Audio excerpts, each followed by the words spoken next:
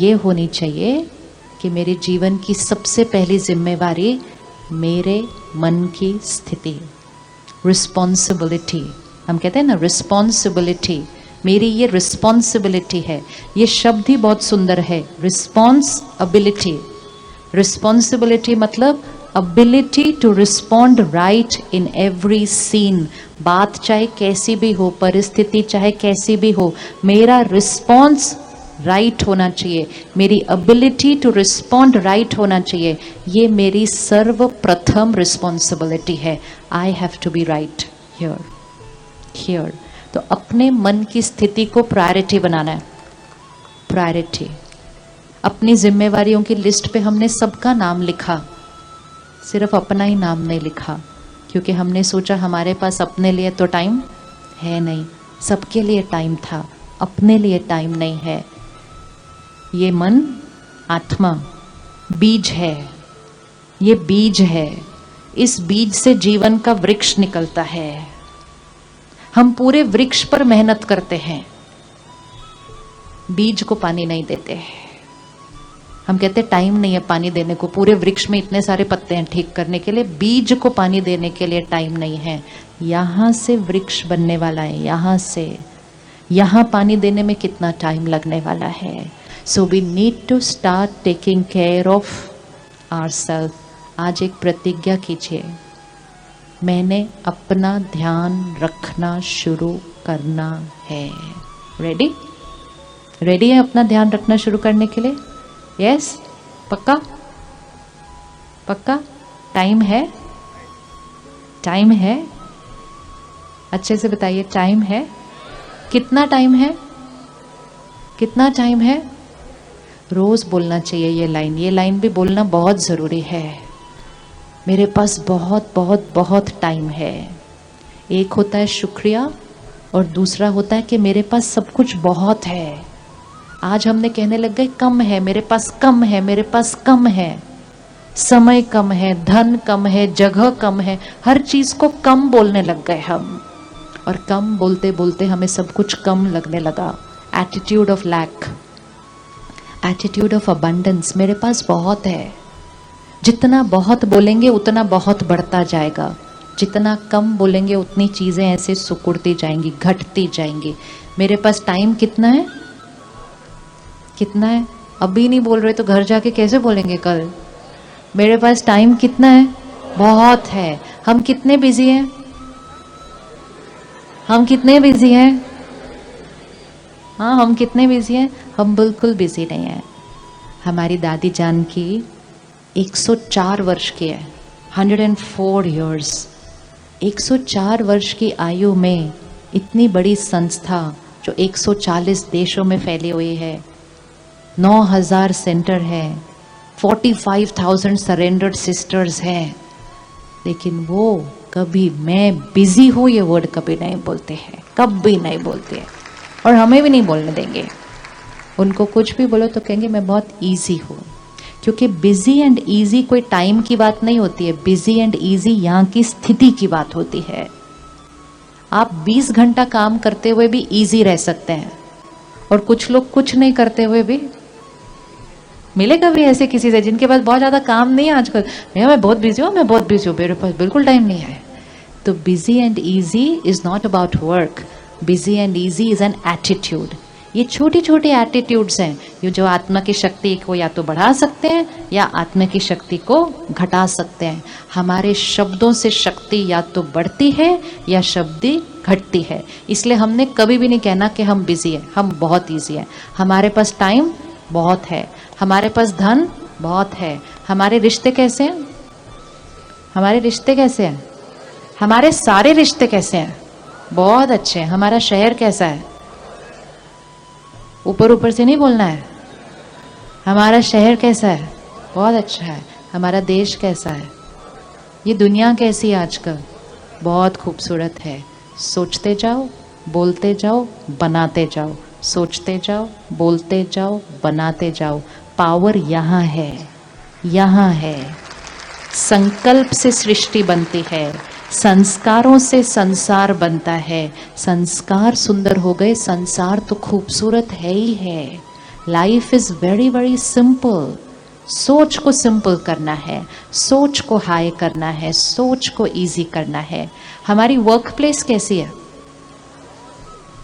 जिनके साथ हम काम कर रहे हैं वो लोग कैसे हैं? अच्छे वाले अच्छे हैं या ऐसे वाले ही अच्छे हैं? रोज अच्छा बोलना उनको, वहां से धन कमा के घर लेकर आना है। वो धन दुआओं की एनर्जी के साथ आना चाहिए हमारे घर।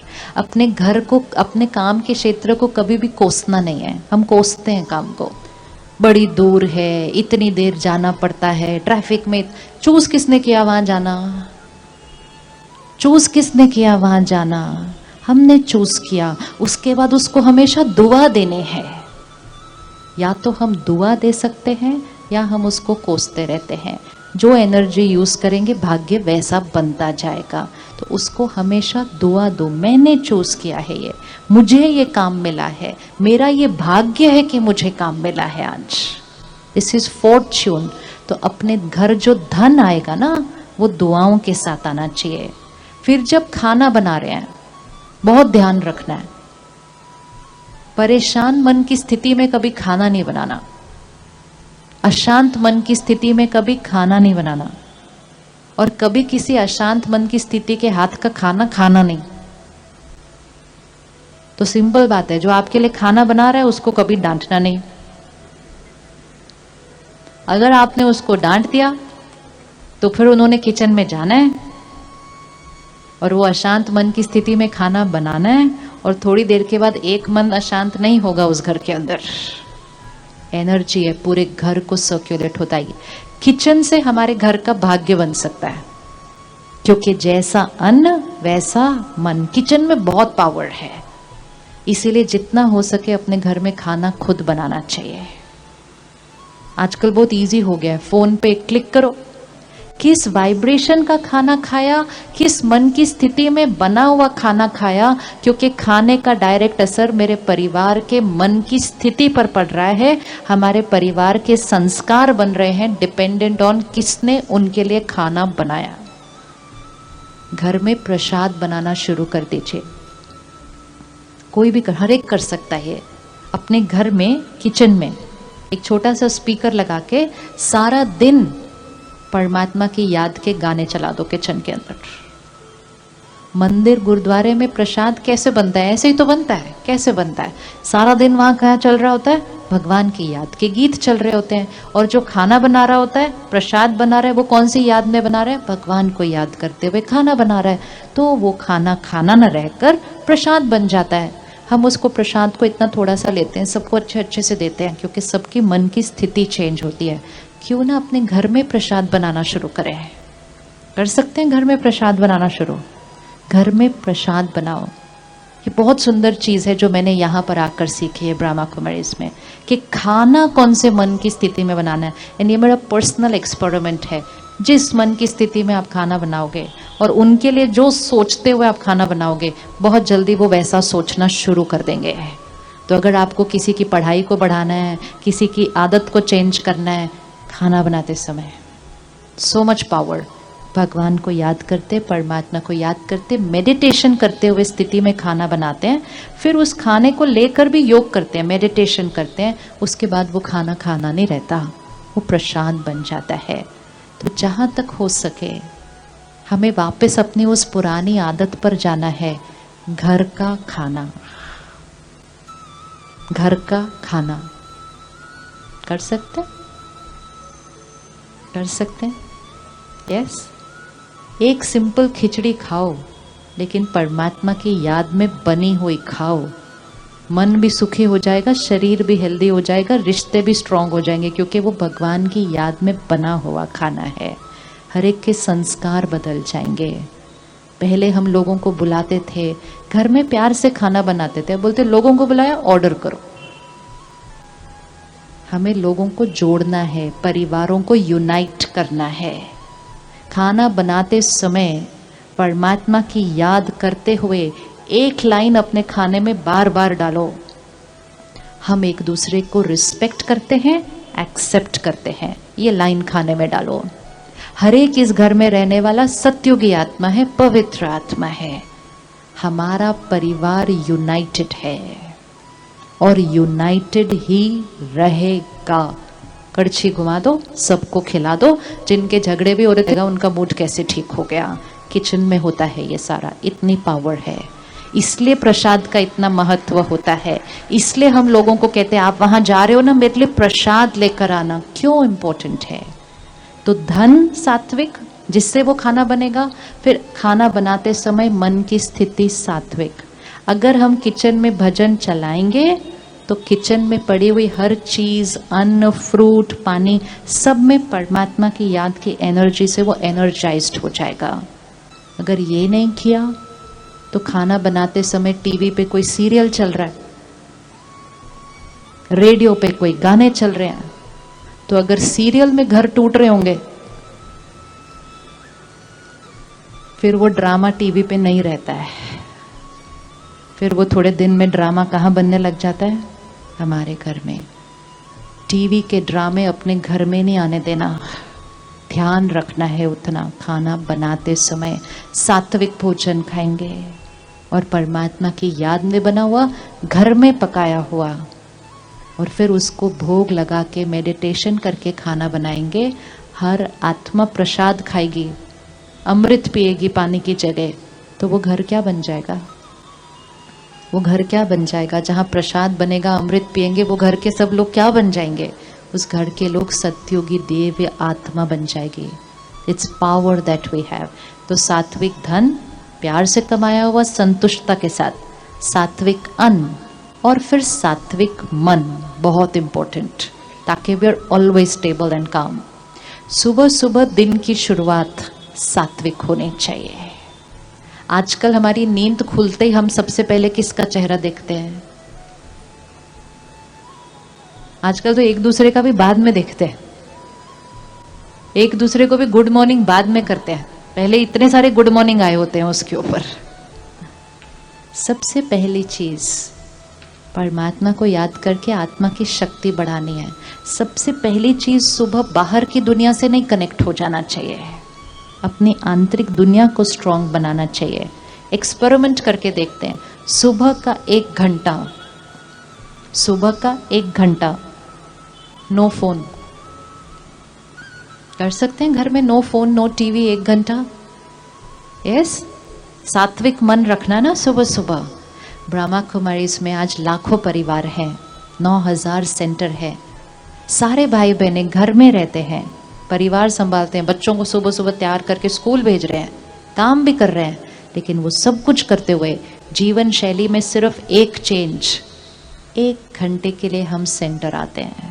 1 आवर, ये 1 घंटा इधर की बैटरी को चार्ज करने के लिए है, और सेंटर पर आकर परमात्मा का ज्ञान अपने अंदर भरते हैं, परमात्मा से कनेक्शन जोड़ते हैं। मेडिटेशन, सुबह सुबह आंतरिक शक्ति 10 पर चली जाती है, और जब सुबह सुबह आंतरिक शक्ति 10 पर चली गई तो सारा दिन में हर परिस्थिति में स्टेबल रहना बहुत बहुत ईजी होने लग जाता है।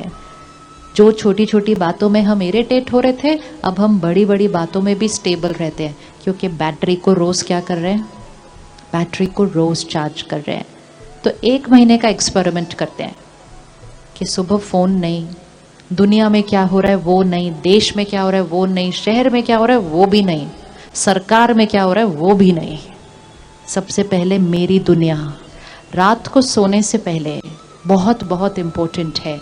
हम में से बहुत रात को अच्छा नहीं सो रहे, घंटे बहुत सो रहे हैं, 5-6 घंटे जितने सोने हैं, अच्छा नहीं सो रहे, क्योंकि जो सारा दिन ज्यादा सोचेंगे तो रात को शरीर सोता है, मन ज्यादा सोचता है। सुबह उठकर और सोने का मन किसका करता है? इसलिए हर एक के फोन पे एक स्नूज बटन हर एक का बाय डिफॉल्ट है। सुबह उठकर सोने का मन किसका करता है? Is a sign. शरीर फ्रेश हो गया है, लेकिन मन का और सोने का मन कर रहा है, क्योंकि मन रात को भी सोच रहा था, और वो सोच स्वप्न के रूप में आती है। और कभी कभी स्वप्न बहुत, मतलब बैटरी रात को भी चार्ज होने की बजाय क्या हो गई? बैटरी रात को चार्ज होने की बजाय क्या हो गई, रात को भी डिस्चार्ज हुई। फिर उस थके हुए मन को उठाते हैं और कहते हैं पर उठना तो पड़ेगा, तो फर्स्ट थॉट ही लो एनर्जी की हो जाएगी। मजबूरी की थॉट से दिन को नहीं स्टार्ट करना है, शुक्रिया की थॉट से करना है। तो फर्स्ट आवर्स सुबह और रात को सोने से पहले 1 घंटा फिर सारे सीरियल, ड्रामा, खबरें, न्यूज़ ऑफ, पूरा ऑफ कर देना चाहिए। रात को 1 घंटा घर में बिल्कुल सात्विकता होनी चाहिए। परमात्मा को याद करके, अपने मन को साफ करके, सारा दिन में जो हुआ उसको क्लीन करके जो सोएगा उसको नींद बहुत अच्छी आएगी। कम घंटों में आत्मा की बैटरी चार्ज हो जाएगी। जैसे फ़ोन को आपने चार्ज करने के लिए रखा, लेकिन अगर सारी एप्लीकेशंस उस पर ओपन है तो चार्ज होने में टाइम ज़्यादा लगेगा। तो जब चार्ज करने के लिए रखो, पहले एक बटन से सारी एप्लीकेशंस को क्या कर दो, डाउन करो, बैटरी जल्दी चार्ज होएगी फ़ोन में।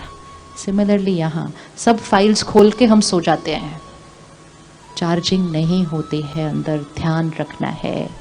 एंड लास्ट चीज़, खाना खाने से पहले किसको याद करना होता है? खाना खाने से पहले किसको याद करना होता है? कौन कौन खाना खाने से 3 बार जो दिन में खाना खाते हैं परमात्मा को याद करके खाना खाते हैं? अब बाकी भी आज से शुरू करेंगे। और एक चीज़, एक मर्यादा अपने घर में बना लीजिए। खाना खाते समय फोन और टीवी, अब देख लो एक दूसरे को, नजरें दे दो, इशारे कर लो, लेकिन फाइनल कर लो, आज कर लो। अच्छा है इकट्ठे आए हैं, डिसीजन लेना इजी हो जाता है घर के लिए। जैसा अन्न वैसा मन है। अगर खाना खाते समय हम कुछ नेगेटिव देख रहे हैं, कोई वायलेंस चल रही है, कोई ड्रामा चल रहा है जिसमें घर टूट रहे हैं, झगड़े हो रहे हैं, दुनिया में कुछ गड़बड़ चल रही है, वो हम खाना खाते समय देख रहे हैं, तो सारी वाइब्रेशंस खाने में, खाने से सारी वाइब्रेशंस हमारे मन पर। खाना खा रहे हैं, साथ साथ फोन पे काम के बारे में बात कर रहे हैं, profit and loss, problems, crisis, situations, meetings, आदतें, सारा खाना डिप्लीट हो जाएगा। फिर हम कहते हैं आजकल के खाने में शक्ति नहीं है। खाने में बहुत शक्ति है, खाने वाले की स्थिति ठीक होनी चाहिए, बहुत इंपॉर्टेंट है। विज्ञान कहता है अगर टेंशन की स्थिति में खाना खाया तो वो खाना हमारे शरीर के लिए अच्छा नहीं। हम तो काफ़ी बार स्ट्रेस्ड स्थिति में खाना खा रहे हैं। तो TV off, phone dining table से, कितना अच्छा है ना। सब लोग अगर 4-5 लोग हैं घर पे, सारे लोग अपना फ़ोन जाके एक जगह पर डिपॉजिट करेंगे खाना खाने से पहले, फिर सारे इकट्ठे मिलके परमात्मा को याद करेंगे खाना खाने से पहले, और फिर इकट्ठे मिलके प्रसाद खाएंगे। एक इतना भी कर्म अगर बदल लिया तो घर की एनर्जी चेंज हो जाएगी, घर की एनर्जी चेंज हो जाएगी। और खाना खाते समय कोई प्रॉब्लम नहीं डिस्कस करनी, और कभी भी एक दूसरे के साथ कोई मतभेद डाइनिंग टेबल पे नहीं होना चाहिए। खाना है वो सिर्फ शरीर को ताकत नहीं देता, आत्मा को शक्तिशाली बनाता है। Powerful soul, stable always. सुबह दिन की शुरुआत 3 बार खाते समय और रात को सोने से पहले परमात्मा के ज्ञान और याद से कर लिया तो जीवन की कोई भी बात आ जाए, एंड कोई भी मतलब कोई भी, आत्मा इतनी पावरफुल होगी कि बात आएगी उसमें सही सोचेगी और बात को क्रॉस कर लेगी। परमात्मा कहते हैं पहाड़ जैसी बात को भी राई बनाओ, और राई को फिर रुई बनाओ, और फिर फूंक मारो, क्योंकि बात तो कोई बात ही नहीं थी। सारी बात की प्रोपोर्शन यहाँ पे है, यहाँ पे है। उसको बड़ी बात बोलकर राई को भी नहीं तो पहाड़ बना देते। इतनी बड़ी बात है, इतनी बड़ी बात, छोटी सी बात रुई बनाओ, फूंक मारो, आत्मा की शक्ति को बढ़ाओ। रेडी? प्रायोरिटी कौन है? प्रायोरिटी हमारे जीवन की, हमारे जीवन की प्रायोरिटी कौन है? आत्मिक शक्ति, अपनी भी, परिवार की भी, बच्चों की भी, घर की एनर्जी हमारी प्रायोरिटी। घर में चीजें कम हो कोई बात नहीं, घर बिल्कुल परफेक्ट साफ ना हो, चीजें इधर उधर बिखरी हो कोई बात नहीं, लेकिन घर की एनर्जी बिखरी हुई नहीं होनी चाहिए। घर की एनर्जी प्योर, पावरफुल, तब परिवार जुड़ेंगे, तब सारे पावरफुल होंगे उस घर में, तब रिश्ते यूनाइटेड होंगे। प्रायोरिटी एनर्जी और वाइब्रेशन पर करनी है।